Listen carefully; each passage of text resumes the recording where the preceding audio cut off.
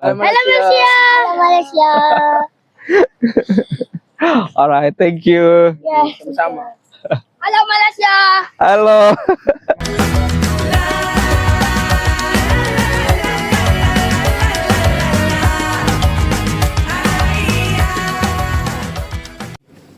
Hai everyone. Assalamualaikum warahmatullahi wabarakatuh. Selamat pagi semuanya.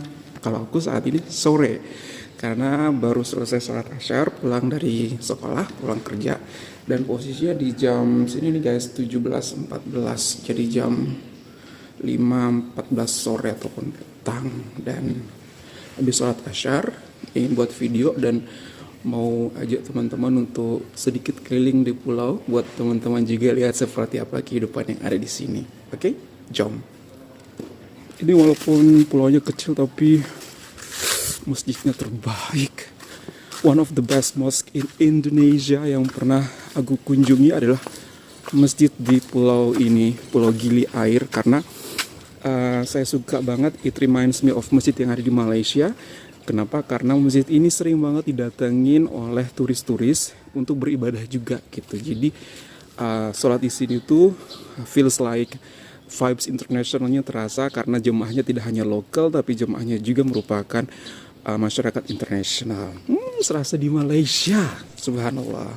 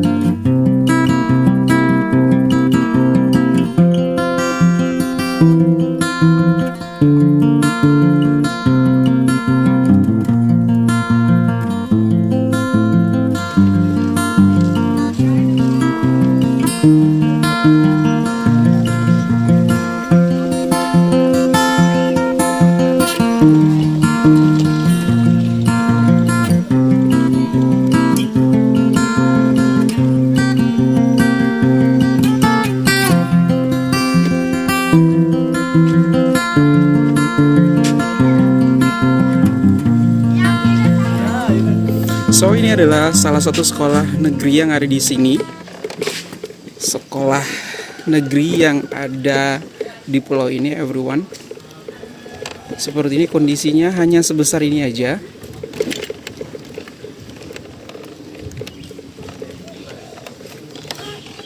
Di sinilah sekolah-sekolah atau di tempat anak-anak diberikan pendidikan, diberikan bekal untuk masa depan mereka.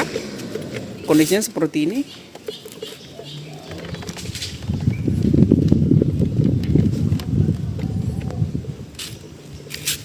Dan di belakangnya itu musolanya nampaknya sudah tidak digunakan lagi. Gitu.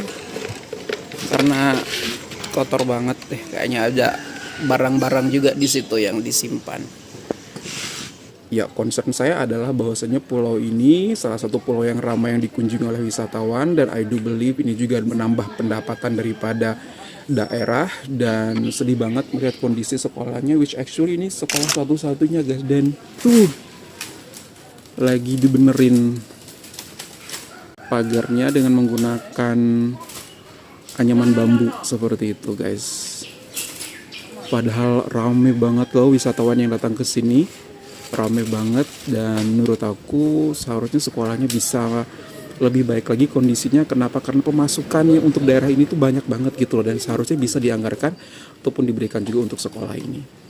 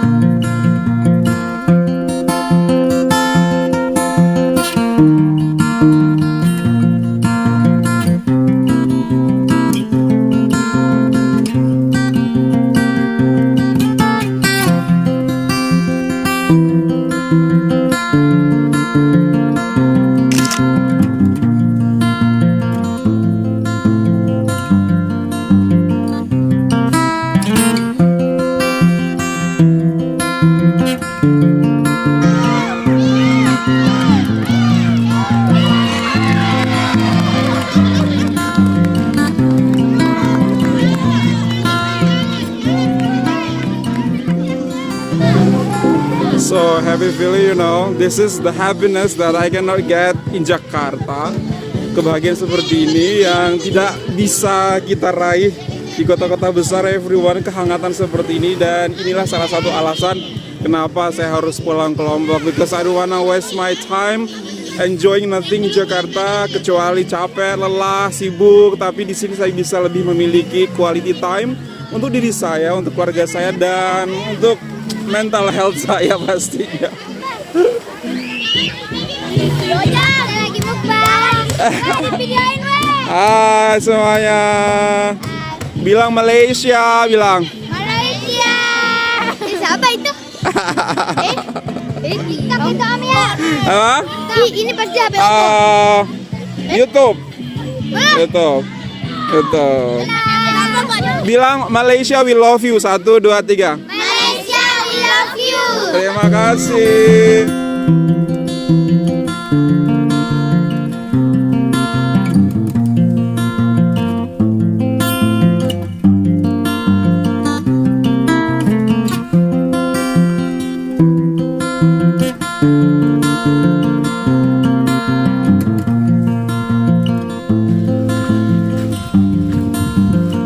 This is my studio. Now this is the studio that I have here, everyone. It looks like this, but to me it's beautiful. So kita ke studio kita. So mostly aku simpan video aku di sini pakai tripod. Handphone aku di sini pakai tripod karena aku recordnya masih pakai handphone. Dan look at this. Jadi berdiri di sini dan saya sambil backgroundnya situ. Dan begitulah setiap kali saya bikin video. Mohon maaf belum bisa memberikan terbaik, tapi semoga ini bisa dilihat sebagai salah satu hal baik juga ya guys, memberikan suasana baru kepada teman-teman semua bagaimana view yang ada di sini. Dan everyone, saya mau kasih tunjuk kepada kalian tuh sun lagi mau turun. Sebentar lagi dia sunset, dan for your informations, kalau sebenarnya cuacanya terang aja, maka kita bisa lihat di situ Bali. Nah, kita bisa lihat bahwasanya di sini ada Bali sini. Yes, seperti itu. Bali ada di situ. Jadi agak-agak hari ini agak-agak gimana gitu cuacanya. Sebenarnya kalau lagi clear kita bisa lihat gunung-gunung ataupun daratan yang ada di Bali dari Pulau Gili Air. Oke everyone, kalau kita lihat anak-anak tadi, kita lihat betapa bebasnya mereka tanpa beban, mereka berkompetisi, saling mengalahkan, lalu kemudian saling berpelukan 5 menit kemudian. Dan di momen seperti tadi, saya jadi merenung everyone. Tahukah kita, nasib bangsa dan negara kita di 20 tahun ataupun 30 tahun akan datang ada di tangan anak-anak kecil yang sedang bermain di hadapan kita tadi. Iya, masa depan Indonesia, masa depan kita semua. Anak-anak yang hari ini hanya berpikir gimana cara bikin benteng pasir yang paling tinggi, mereka lah nanti akan jadi dokter, guru, insinyur, petani, dan bahkan pemimpin di antara kita. Lalu pertanyaannya, apakah yang sudah kita siapkan untuk mereka hari ini? Untuk menjadikan mereka generasi yang berguna, yang mau membangun bangsa, dan yang mau mengajak orang lain untuk ikut maju, kuncinya cuma satu, yaitu pendidikan. Tapi bukan pendidikan yang sekedar masuk kelas, hafal rumus, lalu ujian. Bukan yang seperti itu. Yang kita perlukan adalah pendidikan yang utuh, yang secara holistik. Ini yang sering banget kita lupakan, yaitu pendidikan karakter. Karena sepintar apapun seseorang, kalau karakternya kosong, dia akan berbahaya. Lihatlah kondisi kita hari ini. Kita sudah cukup melihat pidato-pidato hebat, janji-janji manis. Tapi yang kita cari sekarang bukan cuma orang yang pintar bicara. Kita perlukan pemimpin yang memiliki empati, yang kalau melihat rakyat susah, hatinya ikut sakit. Kita perlukan pemimpin yang memiliki tanggung jawab, yang kalau salah dia berani mengakui kesalahannya. Yang kalau diberi amanah, dia akan dijaga sampai dengan tetes darah penghabisannya.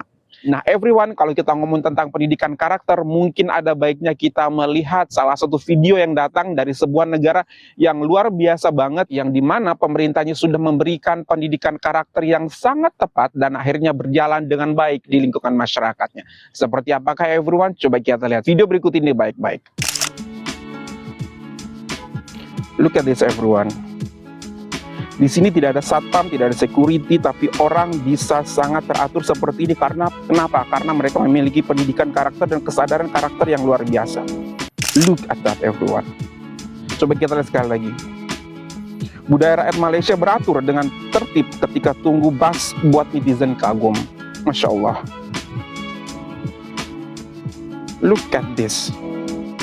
Luar biasa sekali pendidikan yang memang membentuk manusia yang bukan hanya cerdas secara intelektual, tapi juga manusia yang secara matang, secara emosional, memiliki karakter, memahami etika, menghargai orang lain, dan tahu bagaimana menempatkan diri mereka. Dan memahami bahwa hidup di tengah masyarakat berarti ada hak orang lain yang harus kita hormati. Jika kita melihat video tadi, everyone, masyarakat sedang menunggu transportasi umum, ada banyak orang, ada banyak kepentingan yang berbeda-beda. Ada yang sedang terburu-buru pastinya, dan mungkin ada yang lelah setelah bekerja, ada juga yang ingin segera pulang. Tetapi ketika waktunya menunggu bus, mereka tahu bahwa ada aturan yang harus mereka hormati. Mereka ngantri, mereka tidak berebutan hanya karena merasa dirinya lebih penting. Kelihatannya sangat sederhana, tetapi sebenarnya budaya antri adalah budaya pendidikan karakter. Seseorang yang sudah terbiasa memahami aturan sejak kecil akan membawa kebiasaan itu sampai mereka dewasa. Dan inilah alasan mengapa saya percaya bahwa membangun sebuah bangsa sebenarnya tidak cukup hanya dengan membangun dapur gizi nasional saja. Kita harus membangun manusianya juga. Dan menurut saya, bagian inilah yang sering kali kita lupakan atau bahkan dilupakan oleh pemerintah kita sekarang. Pendidikan yang baik dan diterapkan secara holistik mampu membentuk manusia yang bukan hanya cerdas secara intelektual, tetapi juga matang secara emosional. Nah, everyone, untuk video yang kedua ini akan saya tampilkan kepada teman-teman merupakan mungkin inilah mengapa kita pentingnya kembali untuk mengadakan pendidikan karakter. Dan tidak heran ketika kita memiliki mahasiswa-mahasiswa di mana kita berharap mahasiswa-mahasiswa kita bisa kita letakkan harapan kita saat kita sudah tidak percaya lagi kepada wakil-wakil kita di parlemen. Namun sayangnya ketika pendidikan karakter itu tidak menyentuh dan menyeluruh yang ada di sekolah-sekolah kita atau universitas kita, maka inilah yang akan terjadi everyone. Sebuah kekecewaan yang dirasakan oleh seluruh bangsa Indonesia untuk melihat apa yang terjadi di video kita kali ini. Seperti apa? Mari kita saksikan bersama-sama. Liputan demo nih, capek-capek banget ya kan. Tuh, ribut semua ya. Ya hidup. Ya gitulah ya biasa ya. Tiba-tiba dipanggil sama Wapres. Lari-larian tuh, kejar-kejaran tuh. Tuh biar dapat videonya. Masuk ke istana. Diperiksa-periksa. Itu 15 mahasiswa masuk kan. Wartawan yang ngapain? Nungguin. Dari terang sampai upacara dulu nurunin bendera. Hormat, jangan lupa bendera merah putih. Sampai malam akhirnya keluar juga tuh. Nah, ngomong deh tuh mereka dah. Makan malam tidak dengan Mas Wapres? Oh tidak, kami menolak. Kenapa tuh Mas? Karena saya tidak mau ada persepsi buruk terhadap kami. Kami menolak dalam bentuk apapun. Oke, makasih. Foto-foto deh tuh sama Mas Wapres. Abis itu dia ngaku nerima duit. Terkait uang itu memang saya terima. Berapa? 20%. Kemana? Ya elah. Wow, ya Allah. Kesel juga deh. Sabar. Yang di luar, oke, maaf ya, nanti sampaikan salam sama yang di luar ya, nggak bisa masuk semua. Saya senang ini mahasiswa kritis sama.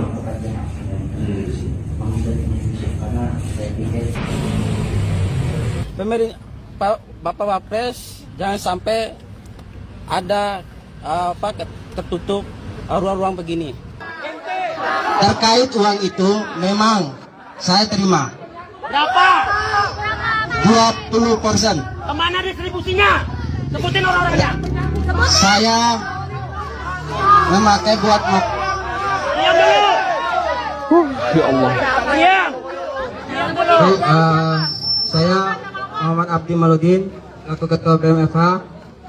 Saya mengakui kesalahan. NIM-nya berapa NIM-nya?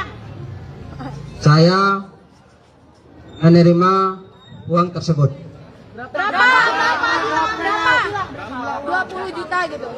20 juta dengan pembagian 20 juta kawan-kawan. guys. Bagi dari sana detailnya siapa bilang?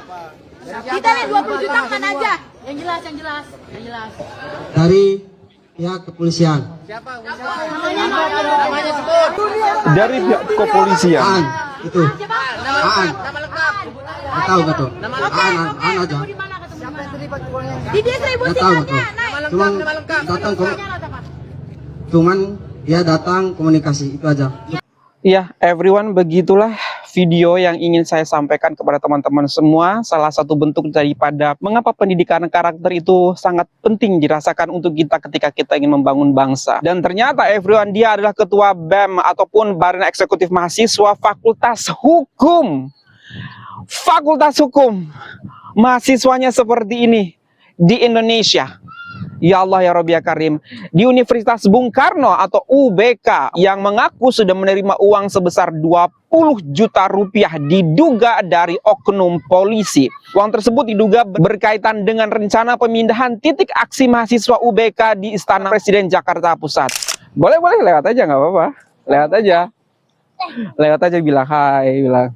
Hai. Hai. Bilang halo Malaysia, bilang. Halo Malaysia. Halo Malaysia. Alright, thank you. Yes. Sama. Halo Malaysia. Halo. Oke.